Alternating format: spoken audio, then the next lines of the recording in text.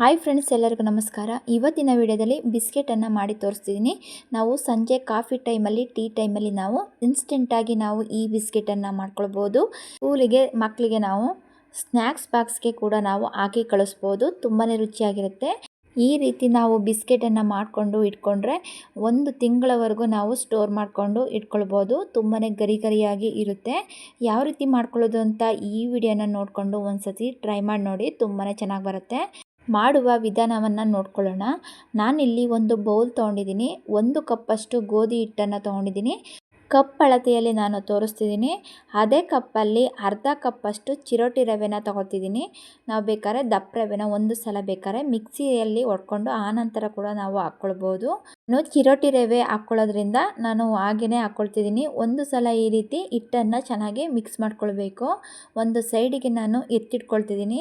ಒಂದು ಮಿಕ್ಸಿ ಜಾರಿಗೆ ಅರ್ಧ ಕಪ್ಪಷ್ಟು ಸಕ್ಕರೆಯನ್ನು ತೊಗೊಂಡಿದ್ದೀನಿ. ನಾವು ಗೋಧಿ ಹಿಟ್ಟನ್ನು ಯಾವ ಕಪ್ಪಲ್ಲಿ ತೊಗೊಂಡಿದ್ನೋ ಅದೇ ಕಪ್ಪಲ್ಲಿ ಅರ್ಧ ಕಪ್ಪಷ್ಟು ಸಕ್ಕರೆ, 2 ಏಲಕ್ಕಿ ಕಾಯಿ, 1/4 ಕಪ್ಪಷ್ಟು ಒಣ ಕೊಬ್ಬರಿ ತುರಿನ ಹಾಕ್ಕೊಳ್ತಿದ್ದೀನಿ.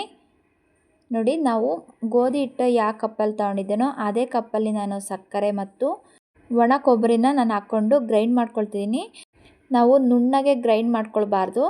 ಜಸ್ಟ್ ನಾವು ಆನ್ ಆಫ್ ಮಾಡಿಕೊಂಡ್ರೆ ಸಾಕು. 1-2 ಸಲ ನೋಡಿ ತೋರಿಸ್ತಿದ್ದೀನಿ. ಇಷ್ಟು ಸ್ವಲ್ಪ ತರಿಯಾಗಿರಬೇಕು.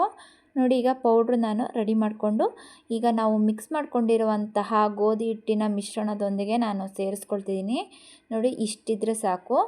ನೋಡಿ, ಕೊಬ್ಬರಿ ತುರಿ ಹಾಕೋದ್ರಿಂದ ಟೇಸ್ಟು ತುಂಬಾ ಚೆನ್ನಾಗಿ ಬರುತ್ತೆ. ಬಿಸ್ಕೆಟು ಕೂಡ ತುಂಬಾ ಸಾಫ್ಟಾಗಿರುತ್ತೆ. ನೋಡಿ, ಪೌಡ್ರೆಲ್ಲ ಹಾಕಿದ ನಂತರ ಒಂದು ಸಲ ಚೆನ್ನಾಗಿ ಮಿಕ್ಸ್ ಮಾಡ್ಕೊಳ್ಳೋಣ. ನೋಡಿ, ಹಿಟ್ಟು ಮತ್ತು ಕೊಬ್ಬರಿ ತುರಿ ಸಕ್ಕರೆ ಎಲ್ಲ ನೀಟಾಗಿ ಮಿಕ್ಸ್ ಆಗಬೇಕು. ಅಲ್ಲಿವರೆಗೂ ನಾವು ಚೆನ್ನಾಗಿ ಮಿಕ್ಸ್ ಮಾಡ್ಕೊಳ್ಬೇಕು. 2 ಟೇಬಲ್ ಸ್ಪೂನಷ್ಟು ತುಪ್ಪವನ್ನು ಹಾಕ್ಕೊಳ್ತಿದ್ದೀನಿ. 1 ಚಿಟಿಕೆಯಷ್ಟು ಉಪ್ಪನ್ನು ಹಾಕ್ಕೊಳ್ಬೇಕು. ನಾವು ಯಾವುದೇ ಒಂದು ಸ್ವೀಟನ್ನು ಮಾಡ್ಕೊಳ್ಬೇಕಾದ್ರೆ 1 ಚಿಟಿಕೆಯಷ್ಟು ಉಪ್ಪನ್ನು ಸೇರಿಸಿ ಮಾಡ್ಕೊಳ್ಳೋದ್ರಿಂದ ಟೇಸ್ಟು ತುಂಬಾ ಚೆನ್ನಾಗಿರುತ್ತೆ. ನೋಡಿ, ತುಪ್ಪವನ್ನು ನಾನು ಇಲ್ಲಿ 2 ಟೇಬಲ್ ಸ್ಪೂನಷ್ಟು ಹಾಕ್ಕೊಂಡಿದ್ದೀನಿ. ನಾವು ಜಾಸ್ತಿ ಹಾಕ್ಕೊಳ್ಬಾರ್ದು. ಕೊಬ್ಬರಿ ತುರಿ ಹಾಕಿರೋದ್ರಿಂದ ನಾವು ತುಪ್ಪವನ್ನು ನೋಡಿಕೊಂಡು ಹಾಕ್ಕೊಳ್ಬೇಕು. ತುಪ್ಪ ಜಾಸ್ತಿ ಆದರೆ ಬಿಸ್ಕೆಟ್ಗಳು ತುಂಬಾ ಸಾಫ್ಟಾಗಿ ಕದಲೋಗೋ ಸಾಧ್ಯತೆ ಇರುತ್ತೆ. 2 ಟೇಬಲ್ ಸ್ಪೂನಷ್ಟು ಬಿಳಿ ಪುಟ್ಟೆಳ್ಳನ್ನ ಹಾಕ್ಕೊಳ್ತಿದ್ದೀನಿ. ಪುಟ್ಟೆಳ್ಳು ಹಾಕೋದ್ರಿಂದ ನೋಡೋದಕ್ಕಿಂತ ಬಿಸ್ಕೆಟು ತುಂಬಾ ಚೆನ್ನಾಗಿ ಕಾಣಿಸುತ್ತೆ.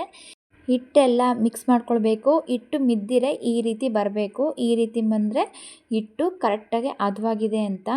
ಈಗ ನಾವು ನೀರನ್ನು ಹಾಕ್ಕೊಳ್ಳೋಣ. ಸ್ವಲ್ಪನೇ ನೀರು ಹಾಕ್ಕೊಂಡು ನಾವು ಮಿಕ್ಸ್ ಮಾಡ್ಕೊಳ್ಬೇಕು.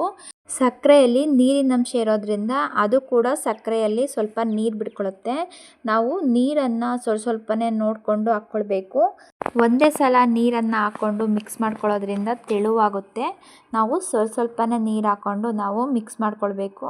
ಹಿಟ್ಟು ನಾದಬೇಕಾದ್ರೆ ನಾವು ಗಟ್ಟಿಯಾಗಿ ಪ್ರೆಸ್ ಮಾಡಿಕೊಂಡು ನಾದ್ಕೊಳ್ಬೇಕು. ಸಕ್ಕರೆಯಲ್ಲಿರುವಂತಹ ನೀರಿನಂಶ ಬಿಡೋವರೆಗೂ ಗಟ್ಟಿಯಾಗಿ ನಾವು ನಾದ್ಕೊಳ್ಳೋಣ. ನೋಡಿ, ಈ ಅದಕ್ಕೆ ಬಂದಿದೆ. ಇನ್ನೂ ಸ್ವಲ್ಪ ನೀರು ಬೇಕಾದರೆ ನಾವು ಹಾಕ್ಕೊಳ್ಬಹುದು. ನೋಡಿ, ನಾನು ಸ್ವಲ್ಪ ನೀರು ಬೇಕಾಗುತ್ತೆ, ನಾನು ಹಾಕ್ಕೊಳ್ತಿದ್ದೀನಿ. ನೋಡಿ, ನಾನು ತೋರಿಸ್ತಿದ್ದೀನಿ. 1 ಲೋಟದಷ್ಟು ನಾನು ನೀರನ್ನು ತೊಗೊಂಡಿದ್ದೆ. 1/4 ಲೋಟದಷ್ಟು ನೀರನ್ನು ಮಾತ್ರ ನಾನು ತೊಗೊಂಡಿದ್ದೀನಿ. 1/4 ಲೋಟದಷ್ಟು ನೀರು ಮಾತ್ರ ಉಳಿದಿದೆ. ನೋಡಿ, ಈ ಹದದಲ್ಲಿ ಇರುವಾಗ ನಾವು ಗಟ್ಟಿಯಾಗಿ ಅದನ್ನು ನಾದ್ಕೊಳ್ಬೇಕು. ನಾವು ಗಟ್ಟಿ ಇದ್ದರೆ ನೀರು ಹಾಕ್ಕೊಳ್ಬಾರ್ದು. ನೋಡಿ, ಇದರಲ್ಲೇ ನಾವು ನಾದ್ಕೊಳ್ಳೋಣ. ನೋಡಿ, ನಾದಿದ ನಂತರ 10 ನಿಮಿಷ ನಾವು ಬಿಡಬೇಕು. 10 ನಿಮಿಷ ಬಿಟ್ಟ ನಂತರ ಅದು ಇನ್ನೂ ತೆಳುವಾಗುತ್ತೆ. ನೋಡಿ, ಅದಕ್ಕೆ ನಾನು ನಾದ್ಕೊಂಡಿದ್ದೀನಿ. ಈ ರೀತಿ ಪ್ರೆಸ್ ಮಾಡಿದರೆ ಸ್ವಲ್ಪ ಈ ರೀತಿ ಗಟ್ಟಿಯಾಗಿರುತ್ತೆ. ಆ ನಂತರ 10 ನಿಮಿಷ ಬಿಟ್ಟ ನಂತರ ಸ್ವಲ್ಪ ಸಾಫ್ಟಾಗಿರುತ್ತೆ. ಒಂದು ಪ್ಲೇಟ್ ಮುಚ್ಚಿ 10 ನಿಮಿಷ ನಾನು ಅದನ್ನು ಬಿಡ್ತಿದ್ದೀನಿ. 10 ನಿಮಿಷ ಆದ ನಂತರ ಹಿಟ್ಟು ಹೇಗೆ ನೆನೆದಿದೆ ಅಂತ ತೋರಿಸ್ತೀನಿ. ನೋಡಿ, ಸ್ವಲ್ಪ ಸಾಫ್ಟಾಗಿ ಬಂದಿದೆ. ಮತ್ತೆ ಒಂದು ಸಲ ನಾವು ಹಿಟ್ಟನ್ನು ನಾದ್ಕೊಳ್ಳೋಣ. 2-3 ನಿಮಿಷದವರೆಗೂ ನಾವು ಇದೇ ರೀತಿ ಹಿಟ್ಟನ್ನು ನಾದ್ಕೊಂಡು ಸಾಫ್ಟ್ ಮಾಡ್ಕೊಳ್ಬೇಕು. ನೋಡಿ, ಬಿಸ್ಕೆಟನ್ನು ಈ ವಿಧವಾಗಿ ನಾವು ಮಾಡ್ಕೊಳ್ಳೋದ್ರಿಂದ ತುಂಬ ಪರ್ಫೆಕ್ಟಾಗಿ ನಾವು ಮಾಡ್ಕೊಳ್ಬೋದು. ನೋಡಿ, ಈಗ ನಾನು ಹಿಟ್ಟನ್ನು 2 ಭಾಗಗಳನ್ನಾಗಿ ಮಾಡ್ಕೊಳ್ತಿದ್ದೀನಿ. ನಮಗೆ ಎಷ್ಟು ಬೇಕು ಹಿಟ್ಟು ಅಷ್ಟನ್ನು ನಾವು ತಗೊಳ್ಳೋಣ. ಬೇಕಿದ್ರೆ ನಾವು ಒಂದೇ ಸಲ ಬೇಕಾದರೆ ನಾವು ರೋಲಾಗಿ ಮಾಡಿಕೊಂಡು ಬಿಸ್ಕೆಟ್ಗಳನ್ನಾಗಿ ನಾವು ಕಟ್ ಮಾಡ್ಕೊಳ್ಬೋದು. ಅರ್ಧದಷ್ಟು ಹಿಟ್ಟನ್ನು ತಗೊಂಡು ನಾನು ನಾದ್ಕೊಳ್ತಿದ್ದೀನಿ. ಈಗ ಒಂದು ಪ್ಲೇಟ್ ಮೇಲೆ ರೋಲಾಗಿ ಮಾಡ್ಕೊಳ್ತಿದ್ದೀನಿ. ನಾವು ಬಿಸ್ಕೆಟ್ನ ಯಾವ ಶೇಪಲ್ಲಾದರೂ ನಾವು ಮಾಡ್ಕೊಳ್ಬೋದು. ಬೇಕಾದರೆ ನಾವು ರೌಂಡ್ ಶೇಪಲ್ಲಿ ಯಾವ್ದಾದ್ರು ಒಂದು ಬಾಕ್ಸಿನ ಮುಚ್ಚಳದಲ್ಲಿ ಬೇಕಾದ್ರೆ ಇಲ್ಲ ಅಂದರೆ ಬಿಲ್ಲೆ ಇದ್ದರೆ ಕೂಡ ನಾವು ಬಿಸ್ಕೆಟ್ಗಳನ್ನ ನಾವು ಮಾಡ್ಕೊಳ್ಬೋದು. ನಾನಿಲ್ಲಿ ರೋಲ್ನಾಗಿ ಮಾಡ್ಕೊಂಡಿದ್ದೀನಿ. ಈಗ ನಾವು ಒಂದೊಂದೇ ಈ ರೀತಿ ಒಂದು ಚಾಕುವಿನಲ್ಲಿ ಕಟ್ ಮಾಡ್ಕೊಳ್ಳೋಣ. ನಾನಿಲ್ಲಿ ಸೈಡ್ ಈ ರೀತಿ ಕಟ್ ಮಾಡ್ಕೊಳ್ತಿದ್ದೀನಿ. ನೋಡಿ, ನಮಗೆ ಎಷ್ಟು ಸೈಜ್ ದಪ್ಪ ಬೇಕೋ ಅಷ್ಟು ಬೇಕಾದರೆ ಮಾಡ್ಕೊಳ್ಬೋದು. ನಾನಿಲ್ಲಿ ಸ್ವಲ್ಪ ದಪ್ಪವಾಗಿ ನಾನು ಮಾಡ್ಕೊಳ್ತಿದ್ದೀನಿ. ಮಧ್ಯದಲ್ಲಿ ಈ ರೀತಿ ತರಿಯಾಗಿ ಬರಬೇಕು. ಅದನ್ನು ಮತ್ತೆ ನಾವು ಕೈಯಲ್ಲಿ ಅದನ್ನು ನಾದ್ಕೊಳ್ಳೋಕೆ ಹೋಗಬಾರ್ದು. ಸಾಫ್ಟಾಗಿ ಈ ರೀತಿ ತರಿಯಾಗಿದ್ದರೆ ನೋಡೋದಕ್ಕೆ ಮತ್ತು ತಿನ್ನೋದಕ್ಕೂ ಕೂಡ ತುಂಬಾ ಚೆನ್ನಾಗಿರುತ್ತೆ. ನಾನು ಎಲ್ಲ ಬಿಸ್ಕೆಟ್ಗಳನ್ನು ನಾನು ಇದೇ ರೀತಿ ಕಟ್ ಮಾಡಿಕೊಂಡು ಇಟ್ಕೊಳ್ತಿದ್ದೀನಿ. ನೋಡಿ, ನಮಗೆ ಬೇಕಾದ ಶೇಪಲ್ಲಿ ನಾವು ಮಾಡ್ಕೊಳ್ಬೋದು. ತುಂಬಾ ಸಾಫ್ಟಾಗಿ ಮತ್ತು ರುಚಿಯಾಗಿ ನಾವು ಮಾಡ್ಕೊಳ್ಬೋದು. ಈ ರೀತಿ ಮಾಡ್ಕೊಳ್ಳೋದ್ರಿಂದ ಮಕ್ಕಳು ಕೂಡ ತುಂಬಾ ಇಷ್ಟಪಟ್ಟು ತಿಂತಾರೆ. ಯಾವುದೇ ಒಂದು ಓವೆನ್ ಇಲ್ದಲೇ ನಾವು ಈಸಿಯಾಗಿ ಎಣ್ಣೆಯಲ್ಲಿ ನಾವು ಕರೆದ್ಬಿಟ್ಟು ಮಾಡ್ಕೊಳ್ಬೋದು. ನನ್ನ ಚಾನಲಲ್ಲಿ ಹಲವು ಬಿಸ್ಕೆಟ್ ರೆಸಿಪಿಗಳನ್ನು ಯಾವುದೇ ಒಂದು ಓವೆನ್ ಬಳಸದೆ ಈಸಿಯಾಗಿ ಯಾವ ರೀತಿ ಮಾಡ್ಕೊಳ್ಳೋದು ಅಂತ ನಾನು ಮಾಡಿ ತೋರಿಸಿದ್ದೀನಿ. ಒಂದು ಸಲ ನೋಡಿಕೊಂಡು ಒಂದು ಸತಿ ಟ್ರೈ ಮಾಡಿ ನೋಡಿ. ಉಳಿದ ಹಿಟ್ಟನ್ನು ಸಹ ನಾನು ಅದೇ ರೀತಿ ಕಟ್ ಮಾಡ್ಕೊಳ್ತಿದ್ದೀನಿ. ನೋಡಿ, ಎಲ್ಲ ಹಿಟ್ಟನ್ನು ಕಟ್ ಮಾಡಿಕೊಂಡು ಒಂದು ಸೈಡಿಗೆ ಎತ್ತಿಟ್ಕೊಳ್ಳೋಣ. ಸ್ಟವ್ ಆನ್ ಮಾಡಿಬಿಟ್ಟು ಒಂದು ಬಾಣಲಿಗೆ ಎಣ್ಣೆನ ಇಟ್ಕೊಂಡಿದ್ದೀನಿ. ನೋಡಿ, ಎಣ್ಣೆ ಬಿಸಿಯಾಗಿದೆ. ಎಣ್ಣೆ ಬಿಸಿಯಾದ ನಂತರ ಒಂದೊಂದೇ ಬಿಸ್ಕೆಟ್ಗಳನ್ನು ನಾವು ಹಾಕ್ಕೊಳ್ಬೇಕು. ಬಿಸ್ಕೆಟನ್ನು ಬೇಯಿಸ್ಕೊಳ್ಬೇಕಾದ್ರೆ ಸ್ಟವ್ನ ಮೀಡಿಯಮ್ ಫ್ಲೇಮಲ್ಲೇ ಇಟ್ಕೊಂಡು ಬೇಯಿಸ್ಕೊಳ್ಬೇಕು. ನಾವು ಹೈ ಮೀಡಿಯಮಲ್ಲಿ ನಾವು ಬೇಯಿಸ್ಕೊಳಕ್ಕೆ ಹೋಗ್ಬಿಟ್ರೆ ಅದು ಒಳಗಡೆ ಬೇಯಲ್ಲ, ಮೇಲೆ ಮಾತ್ರ ಅದು ರೋಸ್ಟ್ ಆಗಿಬಿಡುತ್ತೆ. ನಾವು ಮೀಡಿಯಮ್ ಫ್ಲೇಮಲ್ಲೇ ಇಟ್ಕೊಂಡು ನಿಧಾನವಾಗಿ ನಾವು ಬೇಯಿಸ್ಕೊಳ್ಬೇಕು. ನೋಡಿ, ಈಗ ನಾನು ಎಲ್ಲ ಬಿಸ್ಕೆಟ್ಗಳನ್ನು ನಾನು ಹಾಕ್ಕೊಂಡಿದ್ದೀನಿ. ಈಗ ನಾವು ಒಂದು ಸೈಡು ಬೇಯೋವರೆಗೂ ನಾವು ವೆಯ್ಟ್ ಮಾಡೋಣ. ನೋಡಿ, ಈಗ ಒಂದು ಸೈಡ್ ಬೆಂದಿದೆ. ನಾನಿಲ್ಲಿ ಸ್ಪೂನಲ್ಲಿ ನಾನು ತಿರುಗಿಸ್ಕೊಳ್ತಿದ್ದೀನಿ. ಬಿಸ್ಕೆಟು ಸಾಫ್ಟ್ ಇರೋದ್ರಿಂದ ನಾವು ಸ್ಪೂನಲ್ಲೇ ನಾವು ತಿರುಗಿಸ್ಕೊಳ್ಳೋಣ. ರಫಾಗಿ ನಾವು ಅದನ್ನು ತಿರುಗಿಸ್ಕೊಳಕ್ಕೆ ಹೋಗಬಾರ್ದು. ನಿಧಾನವಾಗಿ ತಿರುಗಿಸ್ಕೊಳ್ಳೋಣ. ಒಂದು 3/4% ಬೇಯೋವರೆಗೂ ನಾವು ಇದೇ ರೀತಿ ನಿಧಾನವಾಗಿ ತಿರುಗಿಸ್ಕೊಳ್ಬೇಕು. ಕೊಬ್ಬರಿ ತುರಿ ಮತ್ತು ತುಪ್ಪ ಹಾಕಿರೋದ್ರಿಂದ ಬಿಸ್ಕೆಟು ತುಂಬಾ ಸಾಫ್ಟಾಗಿರುತ್ತೆ.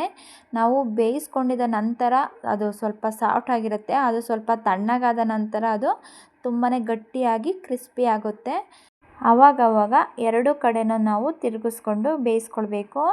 ನೋಡಿ, ಸಿಂಪಲ್ಲಾಗಿ ಈ ಬಿಸ್ಕೆಟನ್ನು ಇನ್ಸ್ಟೆಂಟಾಗಿ ನಾವು ಮನೆಯಲ್ಲೇ ಈಸಿಯಾಗಿ ಮಾಡ್ಕೊಳ್ಬೋದು. ಯಾವುದೇ ಒಂದು ಓವೆನ್ ಬಳಸದೆ ಎಣ್ಣೆಯಲ್ಲಿ ನಾವು ಈ ರೀತಿ ಕರಿಬೇಕು. ನೋಡಿ, ಈಗ ಬಿಸ್ಕೆಟು ಬೆಂದಿದೆ. ಈಗ ಎಣ್ಣೆನೆಲ್ಲ ನೀಟಾಗಿ ಸೋಸ್ಕೊಂಡು ನಾವು ತೆಗಿಯೋಣ. ಬಿಸ್ಕೆಟ್ ತೆಗಿಬೇಕಾದ್ರೂ ಕೂಡ ಬಿಸ್ಕೆಟು ತುಂಬಾ ಅದು ಸಾಫ್ಟಾಗಿರುತ್ತೆ. ಆ ನಂತರ ಅದು ತಣ್ಣಗಾದ ನಂತರ ಸ್ವಲ್ಪ ಗಟ್ಟಿಯಾಗಿ ಕ್ರಿಸ್ಪಿ ಆಗುತ್ತೆ. ಅಲ್ಲಿವರೆಗೂ ನಾವು ಕಾಯಬೇಕು. ನೋಡಿ, ಈಗ ಬಿಸ್ಕೆಟು ಗರಿಯಾಗಿರುವಂತಹ ಇನ್ಸ್ಟೆಂಟಾಗಿ ಮಾಡಿರುವಂತಹ ಬಿಸ್ಕೆಟು ರೆಡಿಯಾಗಿದೆ. ಉಳಿದ ಬಿಸ್ಕೆಟ್ಗಳನ್ನು ಎಣ್ಣೆಗೆ ಹಾಕಿ ಕರಿಯೋಣ. ನೋಡಿ, ತುಂಬಾ ಸಿಂಪಲ್ಲಾಗಿ ಮತ್ತು ಈಸಿಯಾಗಿ ನಾವು ಮಾಡ್ಕೊಳ್ಬೋದು. ಸಂಜೆ ಕಾಫಿ ಅಥವಾ ಟೀ ಟೈಮಲ್ಲಿ ನಾವು ಈ ಬಿಸ್ಕೆಟ್ನ ಮಾಡಿಕೊಂಡು ತಿನ್ನೋದ್ರಿಂದ ತುಂಬಾ ಚೆನ್ನಾಗಿರುತ್ತೆ. ನಾನಿಲ್ಲಿ ಕಾಫಿನ ಮಾಡ್ಕೊಂಡಿದ್ದೀನಿ. ನಾವು ಈ ರೀತಿ ಮಾಡ್ಕೊಳ್ಳೋದ್ರಿಂದ ಮಕ್ಕಳು ಕೂಡ ತುಂಬಾ ಇಷ್ಟಪಟ್ಟು ತಿಂತಾರೆ.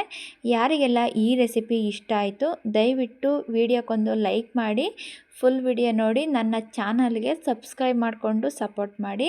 ಕಾಫಿ ಅಥವಾ ಟೀ ಜೊತೆ ಕಾಂಬಿನೇಷನು ತುಂಬಾ ಚೆನ್ನಾಗಿರುತ್ತೆ. ಈ ವಿಧಾನವಾಗಿ ನೀವೊಂದು ಸತಿ ಟ್ರೈ ಮಾಡಿ ನೋಡಿ. ಬಿಸ್ಕೆಟು ಯಾವ ರೀತಿ ಬಂದಿದೆ ಅಂತ ತೋರಿಸ್ತಿದ್ದೀನಿ ನೋಡಿ. ತುಂಬಾ ಗರಿಯಾಗಿ ತುಂಬಾ ಕ್ರಿಸ್ಪಿಯಾಗಿ ಬಂದಿದೆ. ಮುರಿದ್ಬಿಟ್ಟು ಕೂಡ ನಾನು ತೋರಿಸ್ತಿದ್ದೀನಿ ಯಾವ ರೀತಿ ಬಂದಿದೆ ಅಂತ. ನೋಡಿ, ಮುರಿದ್ರೆ ಸಾಕು, ಹಾಗೆ ಅದು ಪುಡಿಯಾಗಿ ಹೋಗಿದೆ. ನೀವೊಂದು ಸತಿ ಈ ವಿಧಾನದಲ್ಲಿ ಟ್ರೈ ಮಾಡಿ ನೋಡಿ. ಗೋಧಿ ಹಿಟ್ಟಿನಿಂದ ಮಾಡಿರುವಂತಹ ಈ ಬಿಸ್ಕೆಟನ್ನು ಒಂದು ಸಲ ಟ್ರೈ ಮಾಡಿ ನೋಡಿ, ಹೇಗೆ ಬಂತು ಅಂತ ಕಮೆಂಟ್ ಮಾಡಿ. ಈ ರೀತಿ ಮಾಡಿಕೊಂಡು ನಾವು ಒಂದು ಬಾಕ್ಸಿಗೆ ಸ್ಟೋರ್ ಮಾಡಿಕೊಂಡು ಇಟ್ಕೊಳ್ಳೋದ್ರಿಂದ 1 ತಿಂಗಳವರೆಗೂ ನಾವು ಇಟ್ಕೊಂಡು ತಿನ್ಬೋದು. ತುಂಬಾ ರುಚಿಯಾಗಿ ಮತ್ತು ಗರಿಯಾಗಿರುತ್ತೆ. ನೀವು ಒಂದು ಸತಿ ಟ್ರೈ ಮಾಡಿ ನೋಡಿ, ಹೇಗೆ ಬಂತು ಅಂತ ಕಮೆಂಟ್ ಮಾಡಿ. ವಿಡಿಯೋ ನೋಡಿದ್ದಕ್ಕೆ ತುಂಬಾ ಧನ್ಯವಾದಗಳು. Thank you.